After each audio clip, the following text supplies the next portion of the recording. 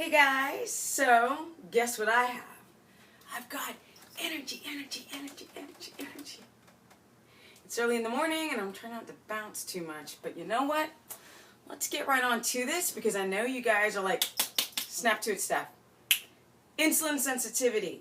That is what we are going to talk about today because insulin sensitivity rather than insulin resistance is the key to what? Bam! The business. So this is the business. I've been working real hard. This video is early in the AM. Okay, so this is the business. I call it that because I'm 47 now. On my way to be a good 48. And I eat upwards towards 2,000 calories a day. I don't do any cardio and able to build muscle. My biggest weaknesses, you guys, as you know, I have spoken about in my prior videos, is my busted knee because I have had 10 knee surgeries, and you can see that old dinosaur. You can't see the rest of them, but there's like a lot of little cuts and whatnot around the old knee joints. But let's get right on to it because I'm very excited to go and talk about this subject because it has a lot to do with the ketogenic protocol and working out and how to build muscle and how to get lean, but most importantly, how to get freaking healthy and stop being so freaking tired. Because you know what? You guys could walk around. I see so many. It's so, subjective to go online and see people who are ripped because you guys don't know how much they diet for that and take substances for that to get that paper lean thin. But this is all natural at the age of 47. As you can see, I've been able to build muscle. I've built 15 pounds of muscle in a year and a half on keto, on no cardio. And I'm a shorty, 5'3", so here we go. This is what you got with a bad knee injury because I used to be a professional skateboarder.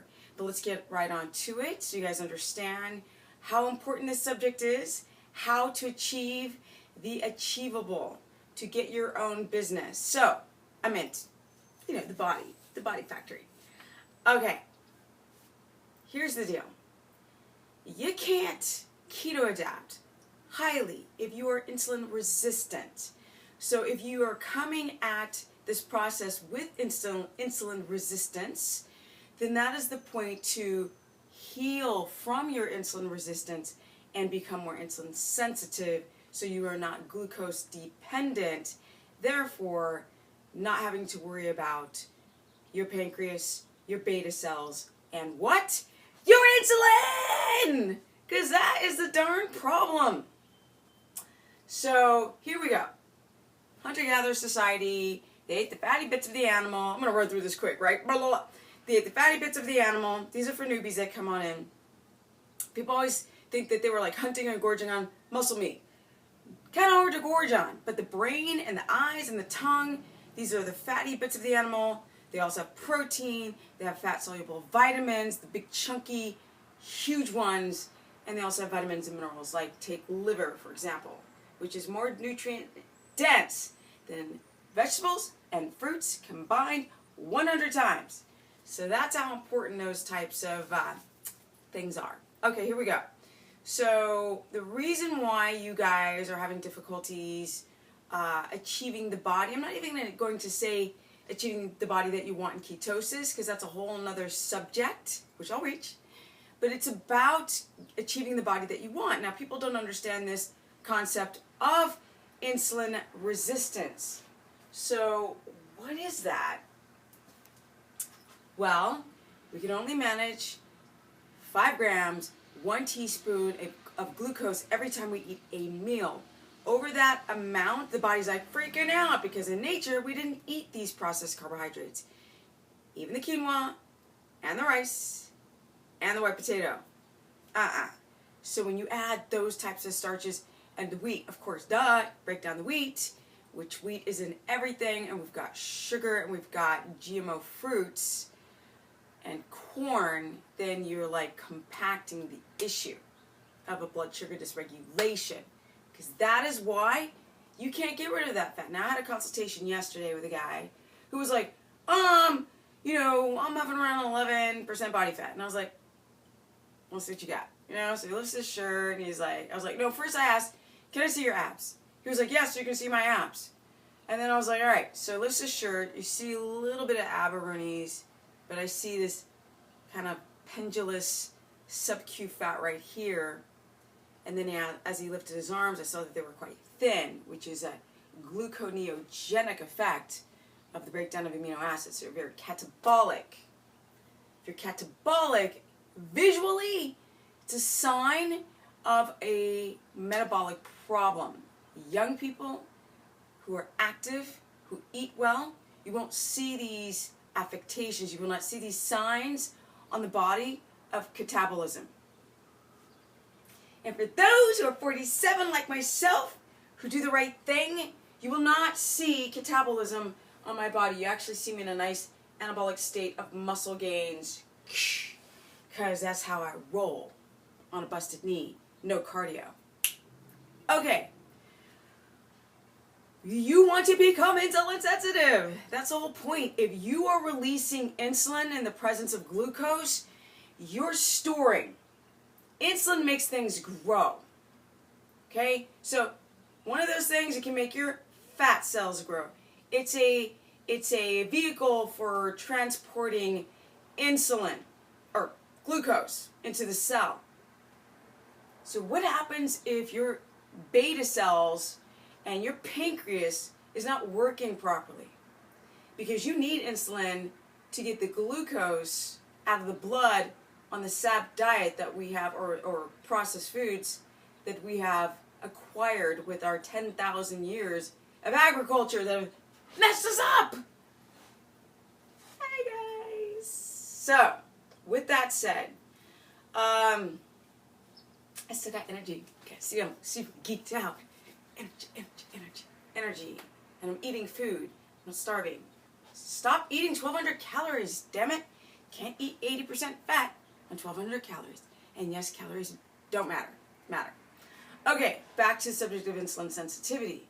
So you guys eat the standard American diet. You're eating over the 5 grams. Glucose hits the blood because it doesn't have to be digested. You already have amylase in the mouth.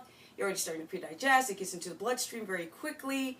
Now you're way over that teaspoon. The body freaks out. It's like, get it out of the blood, because you can have like issues with your organs, like organ failure. So your body's like, coma.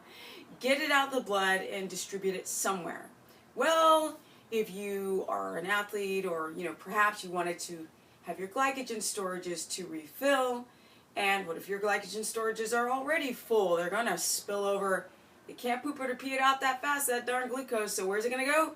The storage closets of your fat cells. And then your fat cells are going to divide, which we don't like a lot of cell division, right? Being young is about not constantly having to cell divide and create sister and daughter generations, because cancer can grow with division. We don't want that. Aging is cellular division and then death. We don't want that. So, with that said, people are eating their cereal in the morning, or they're eating the toast, or the oatmeal, which is like, what nutrients are in oatmeal? Fiber? Really? Look at it. Now look at an oatmeal, little grain, and then look at broccoli. You tell me how much fiber is in that little paper. It looks like crumbling paper. Really? You think guys are getting fiber from that? You've been duped, lied to. Getting any fiber from that? You're probably getting blocked up from that. Same thing with the wheat.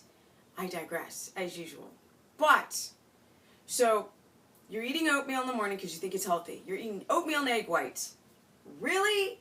Did our hunter-gatherers do that? They'd be like, if they saw a modern human eating oatmeal with egg whites, they'd be like, you're a freaking idiot, you dumb arse. Really?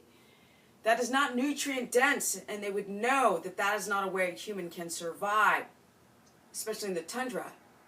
You take that modern human, you put them in today, and what do you got? Pendulous fat, subcutaneous fat, visceral fat from that diet. Now I'm going to do a video about a N=1 kind of an experiment I did. It was very interesting to keep my mono poly and cut out all of my saturated fats that I possibly can to see what happened. Yeah, because my saturated fats are through the roof. And I have no heart disease. Go figure. How did that happen? Oh, I'm sorry. We've been lied to. Yeah, fat, protein, and water. Yet, if we eat fat, we're going to get a heart attack. Like, so the thing that my ass is made out of is going to make me sick. Okay, that's a whole nother subject. Whatever. You know, I've got to, you guys Google it. Google the cholesterol myth. People don't understand it's the LDL small particles that become oxidized. We actually need LDLs. They're not the bad cholesterol. But here we go. So you go and you eat your egg whites and your oatmeal, and then you've got straight protein, which is fine, but where's the fat?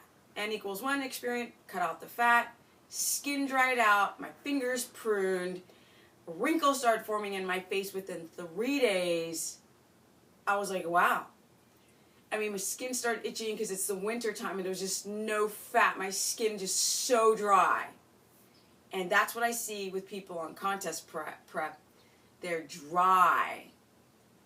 Even in the face. They look skeletal and dry. But, yes, so it was very interesting to do N=1 experiments when you have been in ketosis for 5 years with no refeeds on carbohydrates or sweet fruits or sugars at all. So here we go. Okay. So you